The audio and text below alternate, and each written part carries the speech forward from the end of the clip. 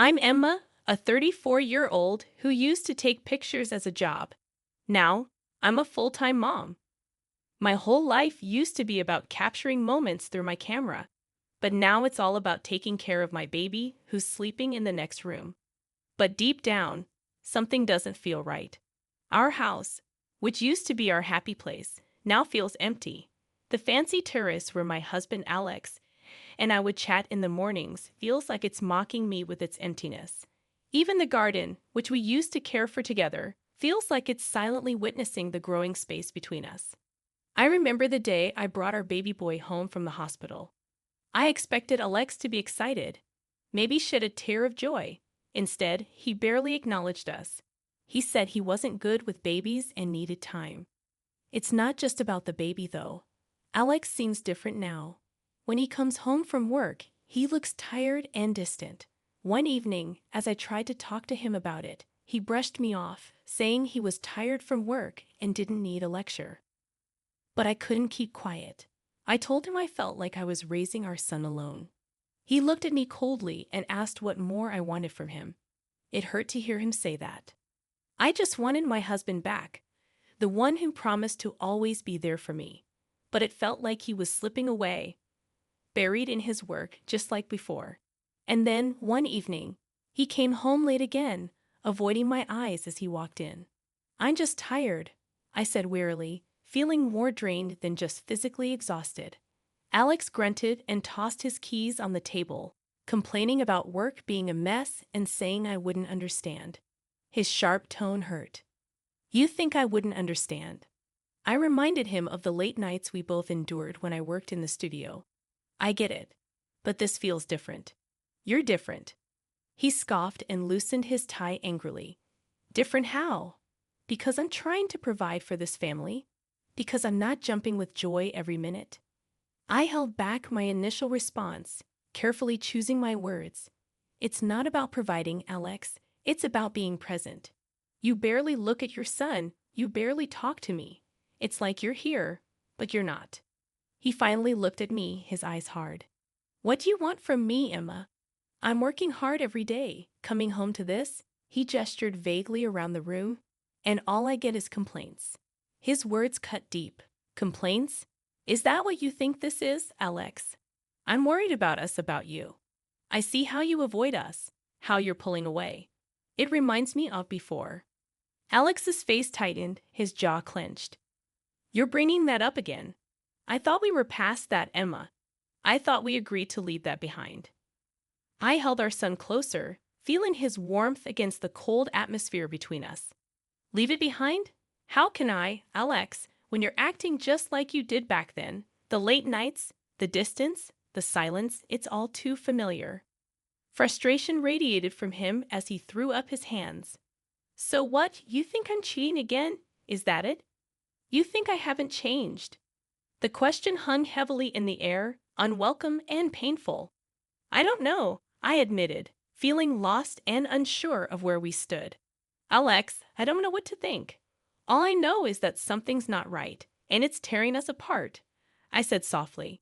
He ran a hand through his hair, a telltale sign of his stress. "Tearing us apart.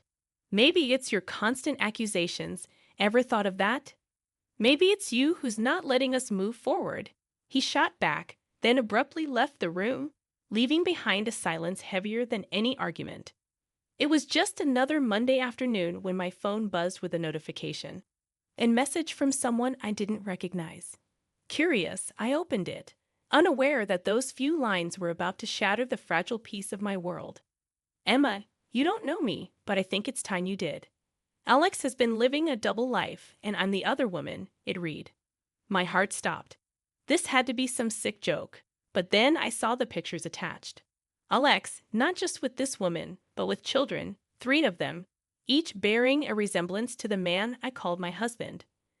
I was still reeling from the shock when Alex walked in, earlier than usual.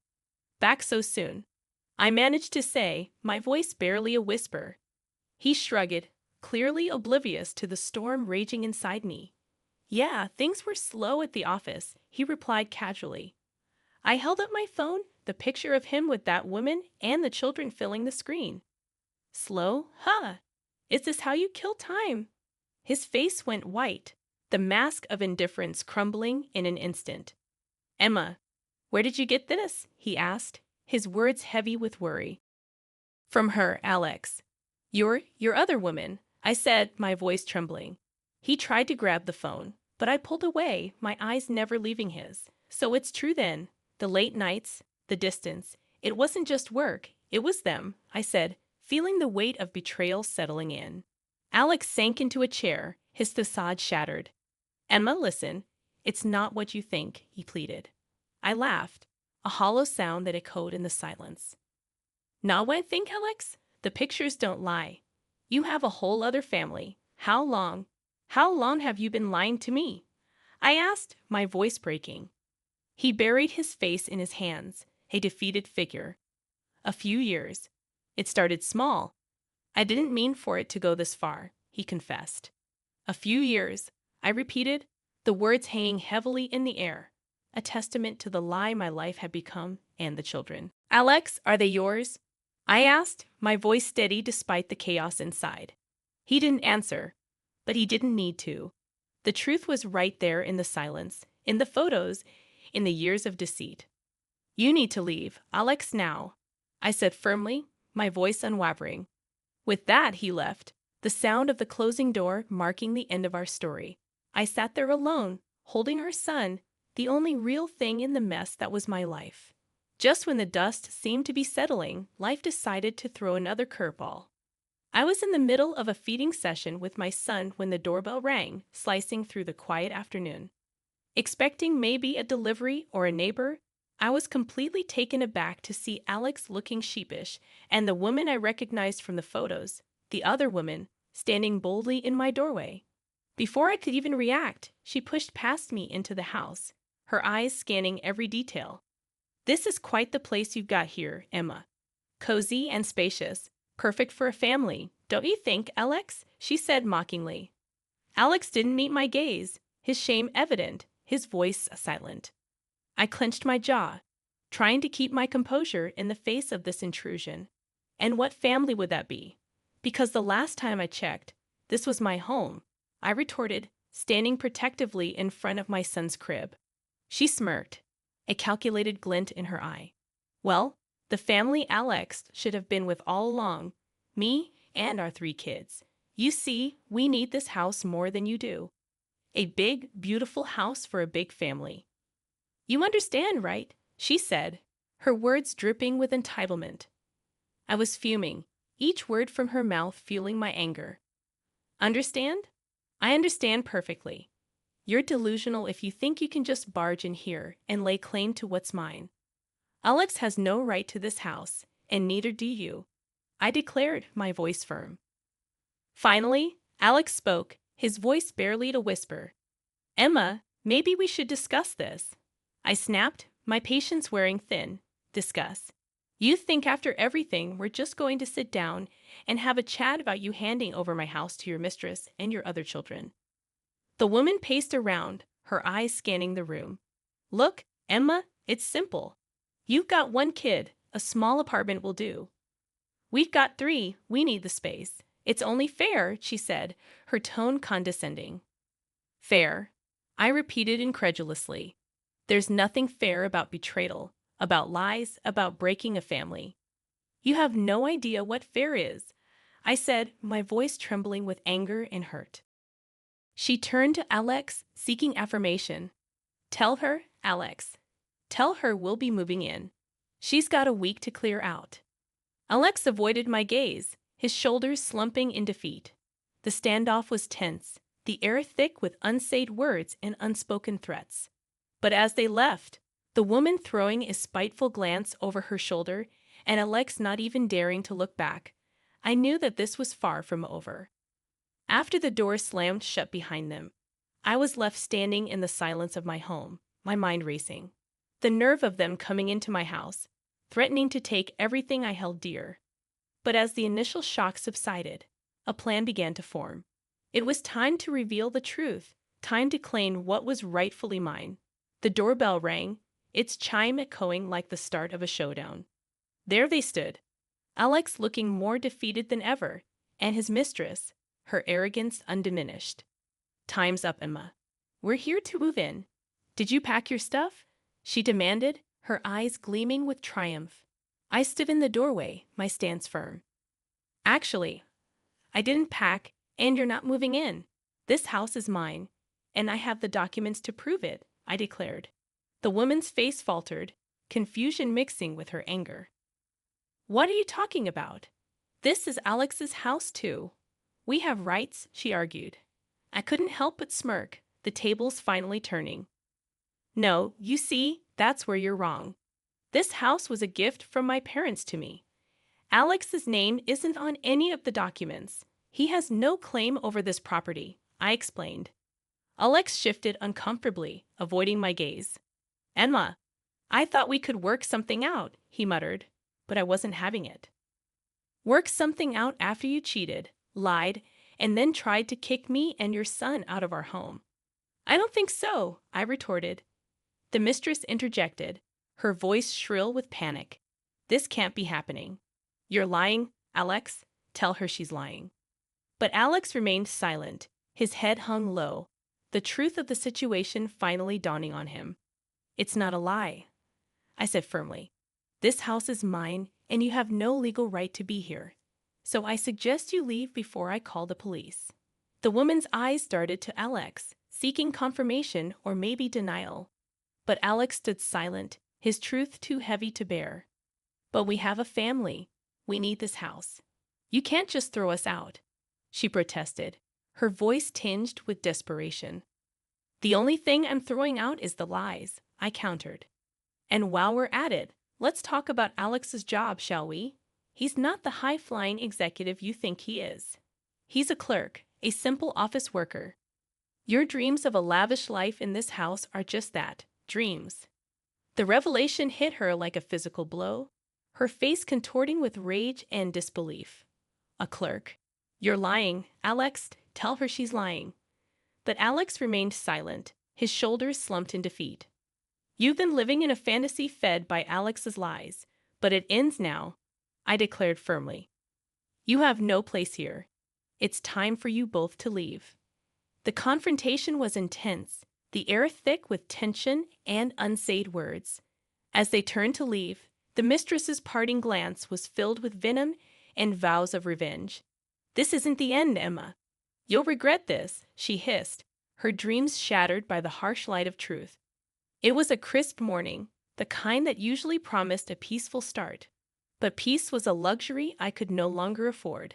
The sound of the doorbell shattered the calm like a rock through a window. As I opened the door, my heart sank. There she stood, Alex's mistress, her face twisted into a smirk, her children huddled behind her. You've got some nerve showing up here again, I said, my voice steady despite the turmoil inside. The mistress didn't falter. I've had every right, Emma. These kids, she gestured to the innocent faces behind her. They deserve a proper home. Your home. I couldn't help but scoff at her audacity. Deserve? The only thing you deserve is a reality check. This is my house, and you're not welcome here, I declared firmly. Her smirk widened, her voice growing louder. Oh, I'm not welcome. We'll see about that. You think you can just sit in this big, fancy house all alone with your baby while my kids suffer? You're more heartless than I thought, she accused, her words sharp and meant to wound. Heartless. I'm not the one tearing families apart, disrupting lives. You did that all on your own, I shot back, feeling the weight of her accusations. The neighbors, drawn by her shrill voice, had begun to gather, their whispers adding to the tension. She relished the audience, her theatrics reaching new heights. Look at this, folks. Emma here thinks she's too good to share, thinks this palace is only for her and her baby. What about my children? Don't they deserve a home too? I clenched my fists, fighting the urge to slam the door in her face. Your children deserve better, that's for sure. Better than a mother who uses them as pawns in her twisted games, I retorted, holding my ground. She stepped closer, her eyes flashing with anger. You think you can judge me, Emma. You, who had everything handed to her on a silver platter. My kids have had to fight for every little thing in their lives, And now you want to deny them a roof over their heads. I shook my head in disbelief and anger. I'm not denying them anything. Their father, the man you stole from me, he's the one you should be looking at. He's the one who's failed them and you, I said, my voice trembling with emotion. The mistress's face reddened, her mouth opening and closing like a fish out of water. Alex promised us a better life. He promised we have this house. Are you going to stand there and tell me those were all lies? Her words hung heavy in the air, a painful reminder of Alex's betrayal. Promises from Alex aren't worth much these days, it seems. But one thing's for sure, this house isn't part of his empty promises. It's mine, and you have no claim to it, I declared firmly. She bristled, her composure slipping. I'm not leaving, Emma. Not until you do right by these kids. I'll camp out here if I have to. I'll make sure everyone knows what kind of cold-hearted witch lives in this mansion, she threatened, her eyes blazing with anger. I stared at her, the absurdity of the situation hitting me full force. You're going to camp out on my property? I don't think so. This is your last warning. Leave now, or I'll call the police, I warned, my voice firm. Her eyes darted around at the gathered neighbors, but the resolve in my voice must have hit a nerve. She gathered her children, her parting shot a venomous glare. This isn't over, Emma. You think you've won, but you've just started a war. The drama of the previous week still hung heavy in my home like a cloud, refusing to move on. I was Emma, a woman who thought she had seen it all, until the doorbell rang again, bringing a chapter I thought I had closed. There he was, Alex, standing on my doorstep, his face a mixture of regret and desperation. The sight of him after everything sparked a fury I hadn't known I possessed. What are you doing here, Alex? Haven't you done enough? I spat, my words sharp and unforgiving. He looked down, his hands fidgeting nervously. Emma, I need to talk to you. It's important, he pleaded, his voice strained with emotion. I crossed my arms, my stance unyielding. Talk? After you tried to take my home, after all the lies. You must be kidding, I said, feeling a surge of anger and betrayal. He swallowed hard, a man grasping at straws. Please, Emma, I made a mistake, a huge mistake. I see that now. I was wrong, he confessed, his voice filled with remorse. So wrong I couldn't help but laugh. I said, the sound bitter and hollow. A mistake? Is that what you call it? You destroyed our family, Alex. You chose her, chose that life. And now you're here. What? Asking for forgiveness. His eyes met mine, a glimmer of the man I once knew flickering in their depths. Not just forgiveness, Emma. I want to come back. I want to make things right. For you, for our son, he pleaded. The audacity of his request left me speechless. How could he stand there asking for a second chance, as if he could erase the past with a few words? You want to come back after everything? You think you can just walk back into our lives like nothing happened? I asked, my voice rising with every word. He nodded, a desperate man clinging to a lifeline. Yes, Emma, I know I don't deserve it, but I want to try. I'll do anything, everything, to make it up to you, to our son. I shook my head, the finality of my decision clear in my mind. It's too late, Alex. You made your choice, and now you have to live with it. We are moving on without you. His shoulders slumped, defeat etched into every line of his face. Emma, please don't do this. Think of our son. He needs his father. I felt a pain in my heart for the life we could have had, for the family that was broken beyond repair. He needs his father, and where were you? With her, with them. You're not the man we need, Alex. It's time you realize that. He stood there for a moment longer, a man lost in the ruins of his own making. Then, without another word, he turned and walked away, his figure disappearing into the night. The final pieces of my old life had fallen away, leaving space for something new, something mine. The divorce papers were signed, and Alex was now just a person from my past, a shadow that no longer darkened my door. He was ordered to pay alimony for our son, a small justice in the grand scheme of things. Sitting in my quiet living room, I reflected on the tumultuous journey. The phone buzzed, breaking the silence. It was Lisa, her voice carrying the latest gossip. "Hey Emma, you won't believe this. Alex and his mistress are crammed into a tiny apartment. Word is, they do nothing but fight day in and day out." I couldn't help but feel a twinge of vindication. "Well, can't say I'm surprised. You reap what you sow, right?" I chuckled.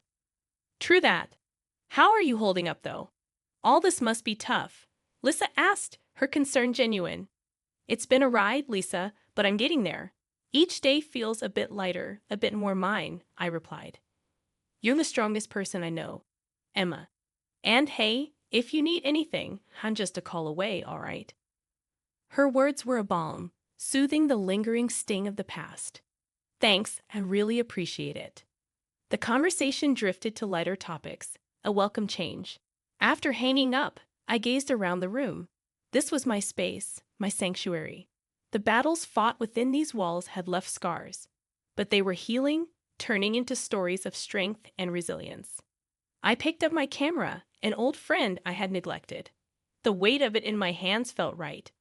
I snapped a few pictures of the room, of my son's toys, of the life that was slowly piecing itself back together. Each click of the shutter was a declaration, a statement that while the past was a part of me, it didn't define me. As I put my son to bed that night, his tiny hand clutching my finger, I whispered promises of a future bright and unburdened. Outside, the stars twinkled, a vast canvas of possibilities stretching out before us. Alex and his mistress were just a chapter closed, a lesson learned. Our story, the one that truly mattered, was just beginning. And it was going to be a beautiful one.